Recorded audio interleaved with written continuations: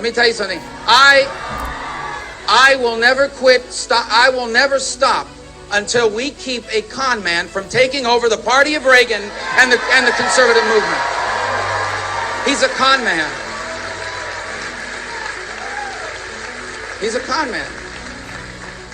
He's a con man. I'll tell you why. Number one, look, people are angry and frustrated and scared about the future.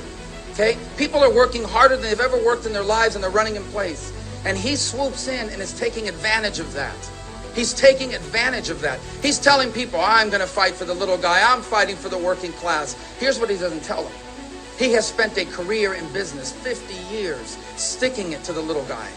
Sticking it to the little guy. When his companies went bankrupt, the first people that didn't get paid were the subcontractors, the plumbers and the pipe fitters and the people that laid bricks and all of those people that worked for a living. They didn't get paid. He got his money. They didn't get theirs. He's going around telling people, oh, I'm fighting to keep other countries from taking our jobs. What is he talking about? You ever bought a Trump tie? If you buy a Trump tie, you're not just getting a tacky tie. You're buying a tie made in China or in Mexico. This is Marco Rubio, one of the fierce critics of President Trump in his first-term mandate. However, he's the current Secretary of State serving alongside President Trump in the White House. He called him a Conman, which would make people laugh and critical today in what he's doing with President. He portrays himself as the strongest guy on illegal immigration. That's fine, but Trump Tower was built by illegal immigrants from Poland, who he paid $4 an hour, 12 hours a day. Okay, a judge found that he was involved in a conspiracy to defraud these workers of their pay.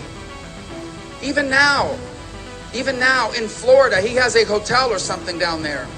And 300 Americans have applied for jobs at that hotel. All of them got turned down. Instead, he brings workers from other countries. He acts like he's some sort of tough guy. He's not a tough guy. This is the first guy that asked for Secret Service protection. First guy.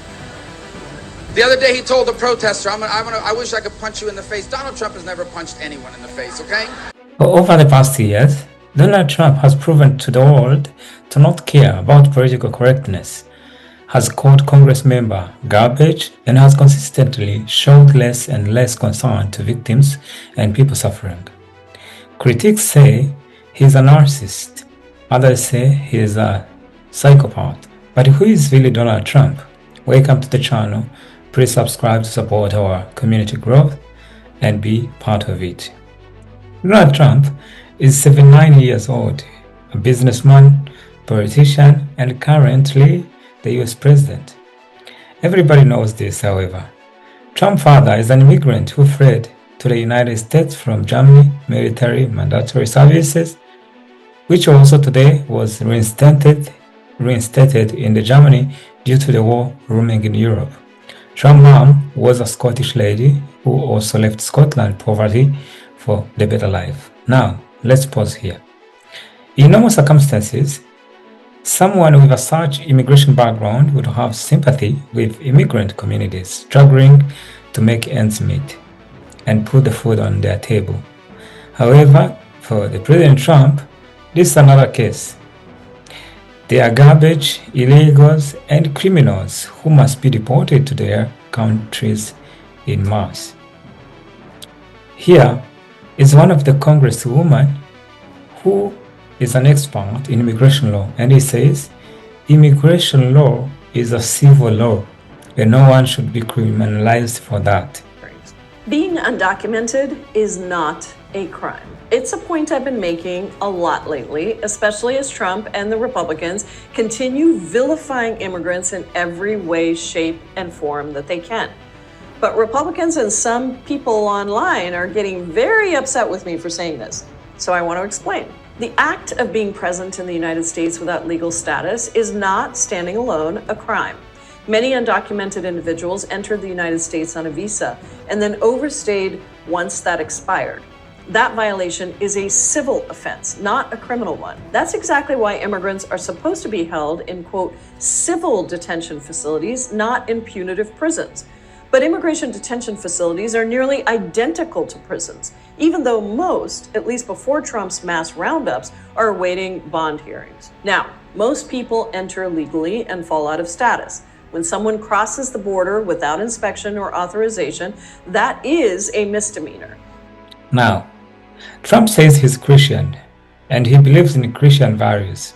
But President Trump allegedly has no mercy on the victims of life.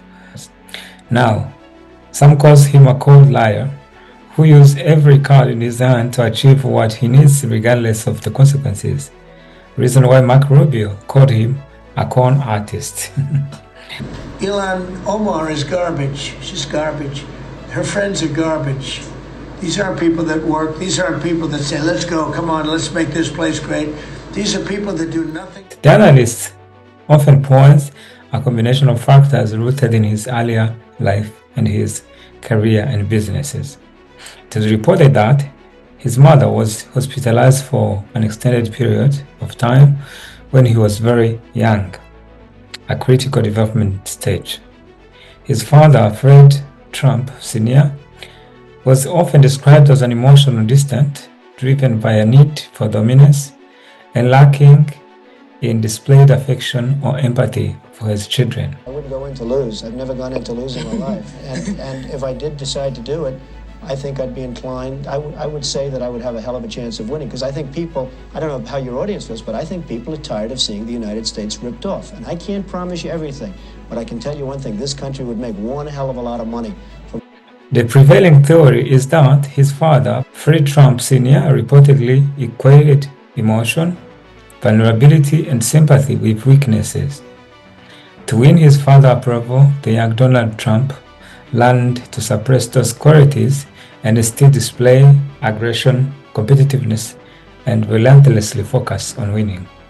In this environment, empathy was not modeled or may have been perceived as a dangerous than something that could be exploited or lead to humiliation.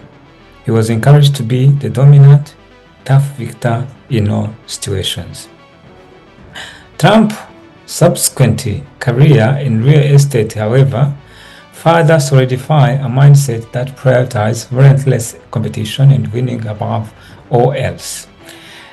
The real estate and high-stakes business world he occupied fostered a zero-sum mentality where for him to win, someone else must lose. This transactional worldview is naturally at odds with empathy, which requires recognizing other person's intrinsic worry and distress.